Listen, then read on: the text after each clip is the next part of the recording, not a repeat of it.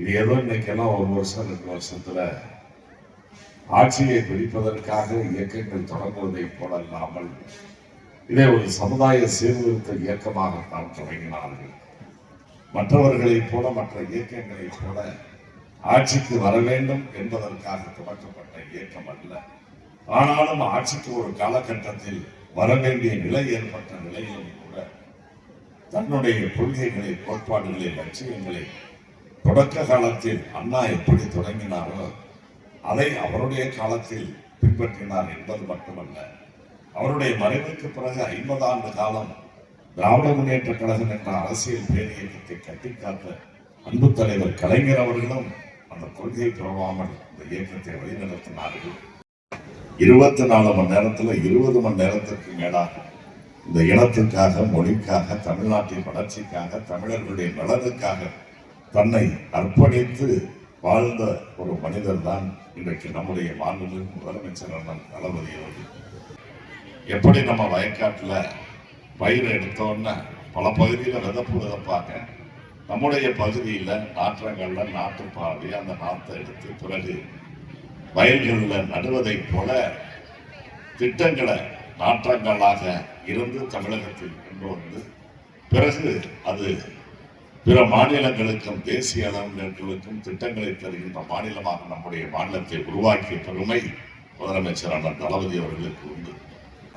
கலைஞர் அந்த காலத்திலே 7000 கோடி ரூபாய் 2006-11 தள்ளுபடி செய்து இந்தியாவில் இருக்கக்கூடிய அனைத்து விவசாய பெருங்குடி மக்களும் அந்த பலனை பெறக்கூடிய அளவிற்கு ஒன்றிய அரசின் சார்பில் 70,000 கோடி ரூபாய் விவசாய கடனை தள்ளுபடி செய்வதற்கான முன்னோடி முதலமைச்சராக முத்தமிழறிஞர் கலைஞர் அவர்கள் விளங்கினார்கள். ஆனால் இன்றைக்கு ஆட்சிக்கு வந்திருக்கக்கூடியவர்கள் கொடுத்த வாக்குறுதிகளை நிறைவேற்றி இருக்கிறார்களா? நிறைவேற்றினோம் என்று சொல்லி இருப்பது 2 வாக்குறுதிகள் தான். அந்த 2 வாக்குறுதிகளும் நிறைவேற்றப்பட்ட வாக்குறுதிகள் என்று சொல்ல முடியாது. மக்களை ஏமாற்றுகின்ற வகையிலே அந்த அறிவிப்புகள் அரசாணை வந்திருக்கிறது என்பதையும் நான் நினைவுபடுத்த கடமைப்பட்டிருக்கிறேன். சுருக்கமா சொல்லணும்னா அந்த 2லையுமே 200 யூனிட் மின்சாரம் சலுகை அனைவருக்கும் வழங்கப்படும் என்று அறிவிப்பு செய்தார்கள்.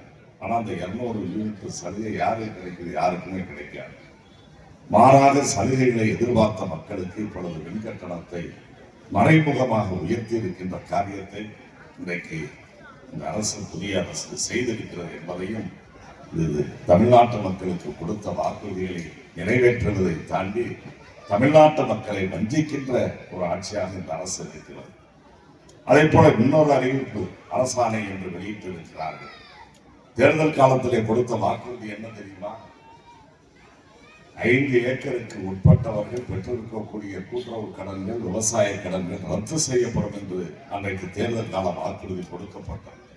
ஆனால் இன்றைக்கு அந்த வாக்குறுதியை நிறைவேற்றி இருக்கிறேன் என்று அறிவித்திருக்கிறார்களே, அதுல நீங்க பார்த்தீங்கன்னா அன்றைக்கு நில அளவை வைத்து அளவீடாக வைத்தார்கள். ஆனா இப்ப 50,000 ரூபாய் கடன் பெற்றவர்களுக்கு தள்ளுபடி, அது ரொம்ப கம்மி. அடுத்து 1 லட்சம் ரூபாய் கடன் வாங்கியிருந்தாங்கன்னா அவர்களுக்கு 5,000 ரூபாய் தான் தள்ளுபடி கிடைக்கும். 95,000 ரூபாயை அந்த விவசாயி கட்டணும். ஆக 95,000 ரூபாய் பணத்தை கட்டக்கூடிய விவசாயிக்கு இந்த அரசாங்கம் தரக்கூடிய 5,000 ரூபாய் எந்த வகையிலே உதவிகரமாக இருக்கும் என்பதை எண்ணி பார்க்க வேண்டும். 23 சட்டமன்ற உறுப்பினர்கள் 2011 தேர்தலில் திராவிட முன்னேற்ற கழகத்தின் சார்பில் வெற்றி பெற்ற நேரத்திலே கூட வெற்றி பெற்ற தொகுதியில் இன்றைக்கு வெற்றி வாய்ப்பை நாம் இழந்தோம் என்றாலும் கூட நாம் எங்கே சரிக்கிறோம், நாம் எங்கே விழுந்தோம், எங்கே எப்படி விழுந்தோம் என்பதை எல்லாம் எண்ணி பார்த்து எதிர்காலத்தில் வரக்கூடிய எந்த தேர்தலாக இருந்தாலும், அது உள்ளாட்சி அமைப்புகளுக்கான தேர்தலாக இருந்தாலும், அல்லது எல்லோரும் விரும்பி இங்கே சொன்னதை போல சட்டமன்றத்திற்கான தேர்தலாக இருந்தாலும், அது நாடாளுமன்றத்திற்கான தேர்தலாக இருந்தாலும், தேர்தலில் இன்றைக்கு நாம் பெற்றிருக்கக்கூடிய இந்த பாடத்தை வைத்துக் கொண்டு எதிர்காலத்தில் எதிரிகளுக்கு பாடம் புகட்டுகின்ற வகையிலே நம்முடைய பணியை தொடர வேண்டும் என்று நான் கேட்டுக்கொள்கிறேன். ஆகவே இந்த அரசை பொறுத்தவரையில, திராவிட முன்னேற்ற கழகத்தை பொறுத்தவரையில் கலைஞருடைய ஆட்சி காலமாக இருந்தாலும் சரி, அல்லது அவருடைய வழியில் இந்த அரசை வழி நடத்திய அண்ணன் தளபதி அவருடைய காலமாக இருந்தாலும் சொன்னதை செய்து. ஏன் இது ஒன்றும் தேர்தல் நேரம்லாம் இல்லையே? எந்த செய்தி? ஆகவே சொன்னதை செய்து சொல்லாததையும் செய்கின்ற ஆட்சி கலைஞருடைய ஆட்சி என்று இருந்தது. அதே நிலைதான் அண்ணன் தளபதி அவருடைய காலத்தில் இருந்தது என்பதை நான் இங்கே நினைவுபடுத்த கடமைப்பட்டிருக்கிறேன். ஆனால் இப்பொழுது இருக்கக்கூடிய இந்த புதிய அரசு சொன்னதை செய்யாத ஒரு அரசாக, மக்களுக்கு கொடுத்த வாக்குறுதிகளை நிறைவேற்றாமல் ஏமாற்றுகின்ற அரசாக இருக்கிறது என்பதை நான் இங்கே நினைவுபடுத்த கடமைப்பட்டிருக்கிறேன். 2 மாத காலத்தில் இவ்வளவு பெரிய ஏமாற்றங்கள் இன்னும் தொடர்ந்து இந்த ஆட்சி எவ்வளவு நாள் நீடிக்குதோ அவ்வளவு காலம் தமிழ்நாட்டு மக்கள் ஏமாற்றப்படுவார்கள். தமிழகத்தினுடைய வளர்ச்சி பாதாளத்திலே போகும் என்பதை நான் தெரிவித்துக் கொள்கிறேன்.